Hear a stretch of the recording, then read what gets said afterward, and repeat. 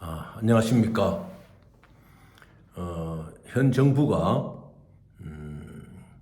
은행의 가독점으로 인한 여러 가지 폐단을 뿌리 뽑기 위해서 금융개혁 TF를 발족시켰습니다.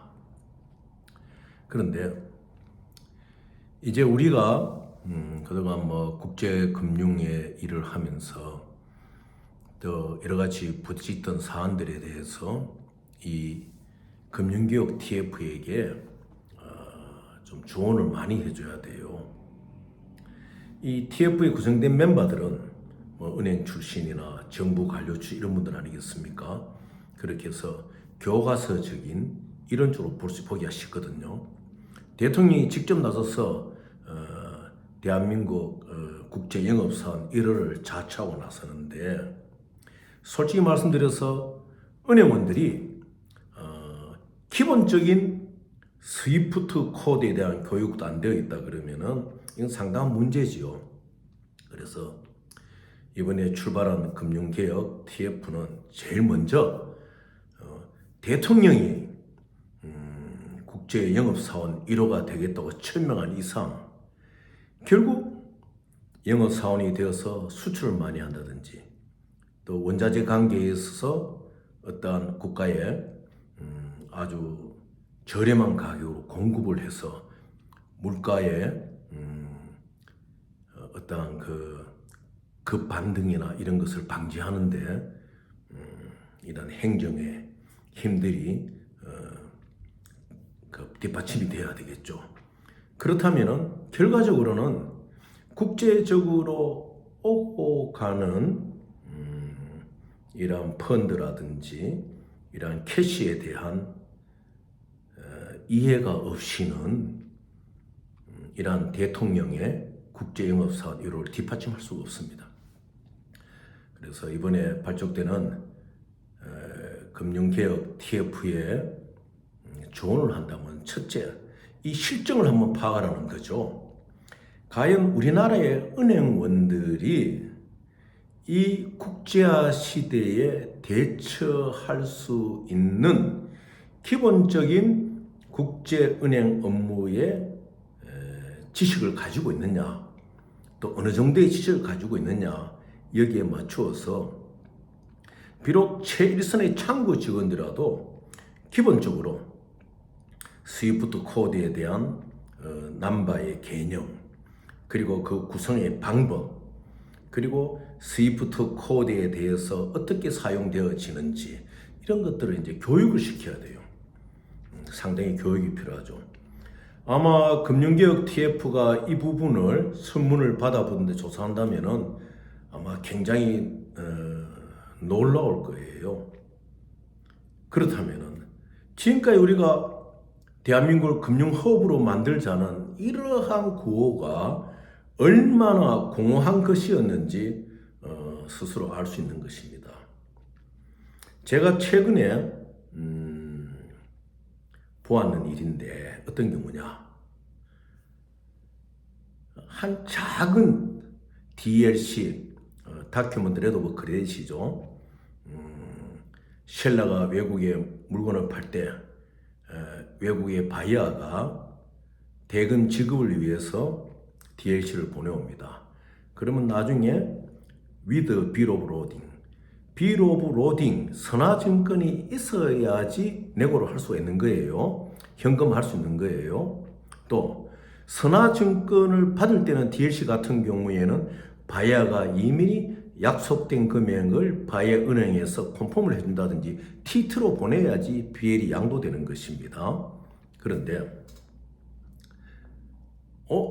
이 지점이 자그마한 지점이다 보니까 이제 거기 클라이언트의 회사로 이제 DLC가 들어온 거예요. 한 몇백만 불짜리가. 전화를 합니다. 본점에서는 그걸 내주라고 보내준 거죠. 그 전화를 합니다. 대표님, 우리 지점은 그런 몇백만 불 그런 걸 다루말 지점이 안 됩니다. 이거를 다른 데 가서 하세요. 자, 들어보십시오. 다른 데 가서 하세요. 그럼 어떻게 하라는 이야기를 합니까?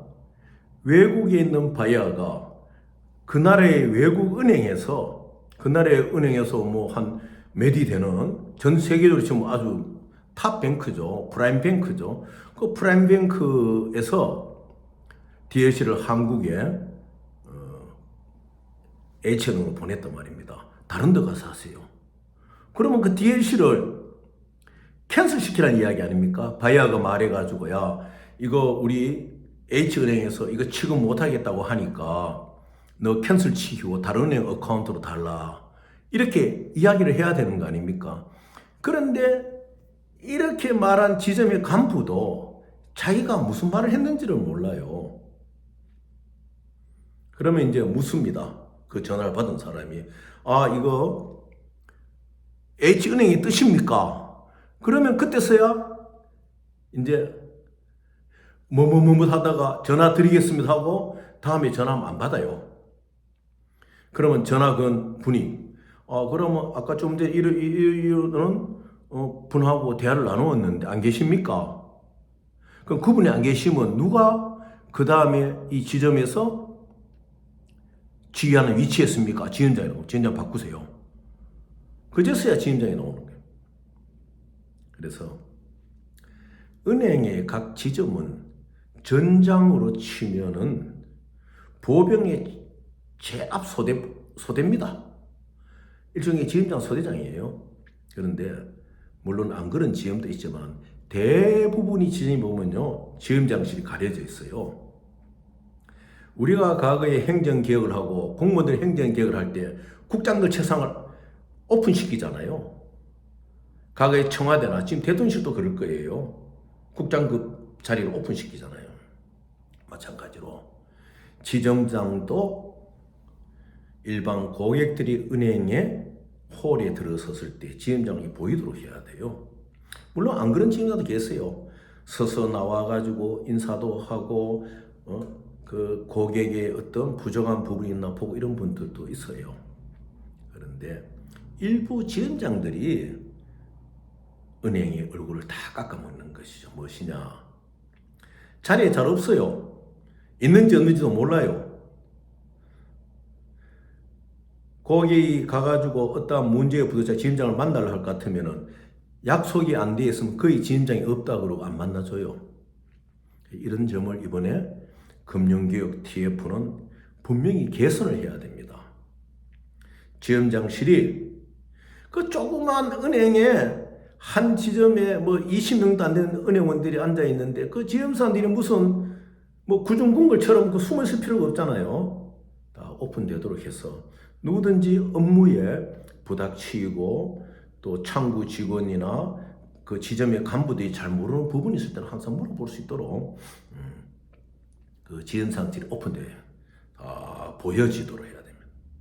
그 심지어 어떤 지점장들은 물론 그 동네에 나가가지고 동네 기업을 다니면서 또 예금 유치도 하겠죠. 그럼 자리를 비우기가 일쑤예요. 그래서 이번에 절대 비난하려고 저는 이야기 드리는 거 아닙니다. 은행의 발전을 위해서 금융개혁 TF에서는 대통령이 국제영업사업 최전선에 나서한 이상 전국의 은행 창구를 확인하시고 최전방에 있는 지점장의 위치 이런 것을 확인하셔야 돼요. 그래서 무엇을 개선해야 되느냐?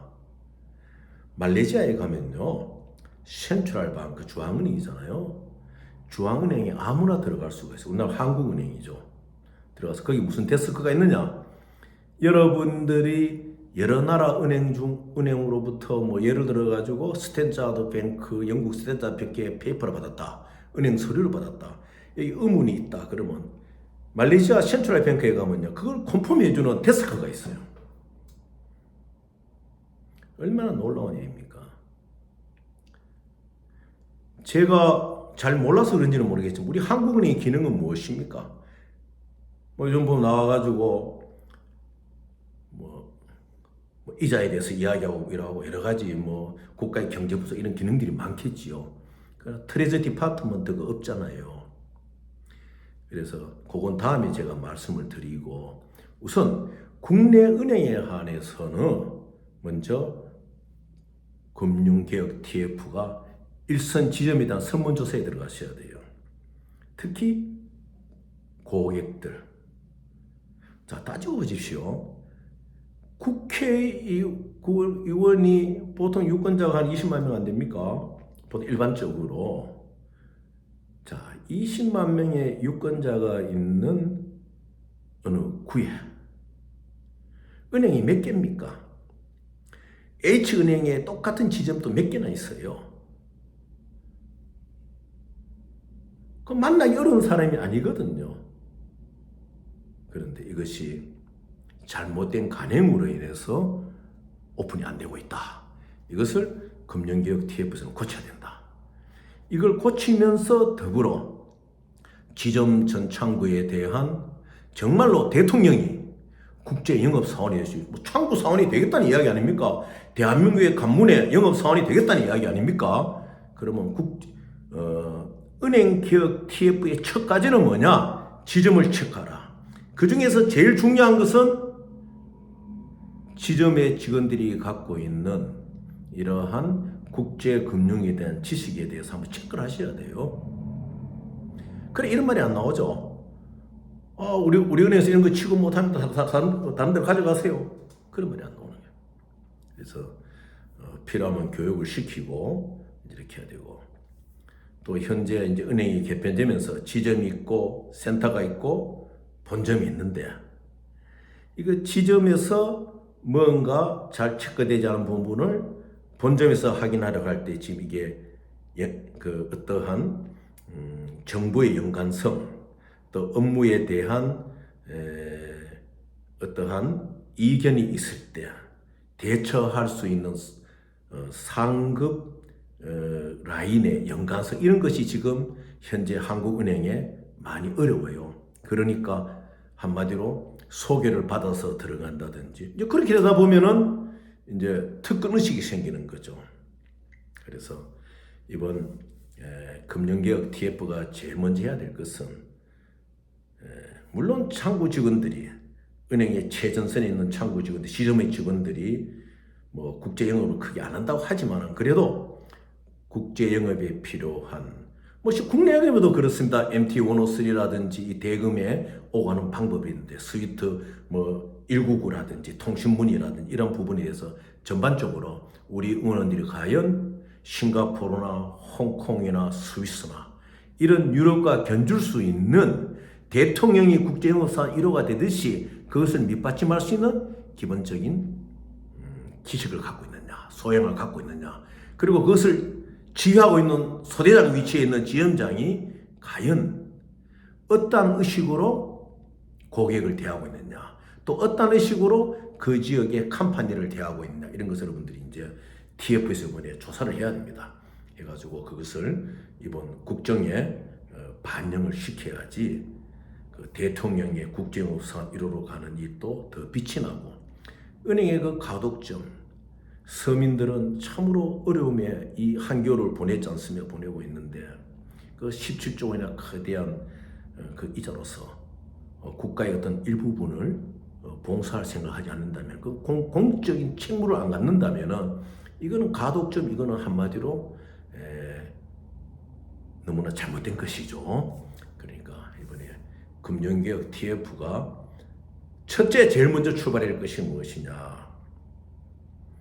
한국 국내은행의 지점이 갖고 있는 현재 직원들의 능력과 업무 지식이 대통령의 국제영업 1호 사원직을 뒷받침할 수 있는 평행선에서 할 수 있는 어떤 지식을 갖고 있느냐, 못 갖고 있다면 교육을 시켜야 되겠죠. 그리고 그 다음에 이러한 직원들을 지휘하는 소대장의 지점장이, 요즘 흔히 그러잖아요. 그 이재명 대표 이야기가 나오면은 검찰에서 말하지, 지역의 토호 세력과 행정 권력 세력이 야합한 본보기다, 이런 의미로 이제 말한 걸 제가 보았는데, 똑같아요. 지점장이 권위적이 되고 구중구로 같은 폐쇄된 벽 뒤에 숨어 있는다면은, 이것은 그 동네에 금융 문제에 있어서 어떠한 문제를 일으키는 요인도 될 수가 있는 거예요. 그러니까 이번 은행의 개혁을 향한 금융개혁 TF에서는 꼭 이 점을 생각해서 한번 짚어보고 조사를 하고 또 어떠한 사례가 있느냐 이런 걸 분석해가지고 개선될 수 있는 길을 택하여 주기를 바랍니다. 당분간 이 한국은행이 접하고 있는 이러한 모순점 그리고 국제화 시대와 너무 뒤떨어진 한국은행의 간행들 그리고 한국은행들이 갖고 있는 실무적인 지식 능력 그리고 이 은행원들이 과연 대한민국이 금융 허브로 갈 수 있는 데 있어 가지고 어떤 그 소양을 갖고 있느냐 그럼 어떻게 개선하고 어떻게 바로잡아 나갈 것이냐 이런 부분에 대해서 한번 고민해 본 시간이 많았으면 좋겠습니다. 여러분들도 대통령실로 보냈어요. 이메일을 편지를 보냈어요. 내가 은행에 가서 이런 일을 당했는데 이것 좀 개선시켜 주십시오. 아니면 저한테 보내주십시오. 제가 방송으로 이것을 개선시키도록 강력히 요구하도록 하고 이러한 분이 한번 많이 모여질 때 우리도 한번 정치개혁 운동도 좋겠지만은 또 그보다 지금 더 중요한 것이 뭐냐 금융개혁 운동이 국민들의 저면에서 일어나는 게 있어야 됩니다. 그래야지 은행의 독과점으로 인한 17조의 이자라든지 우리 서민이 겪고 있는 이자로 인한 큰 눈물 이런 거를 씻을 수 있는 우리 자력의 힘을 가질 수 있다. 이런 것을 여러분들 명심하시고 관심을 가져주시고 여러분의 의견들을 발표해 주시기를 바라겠습니다. 감사합니다.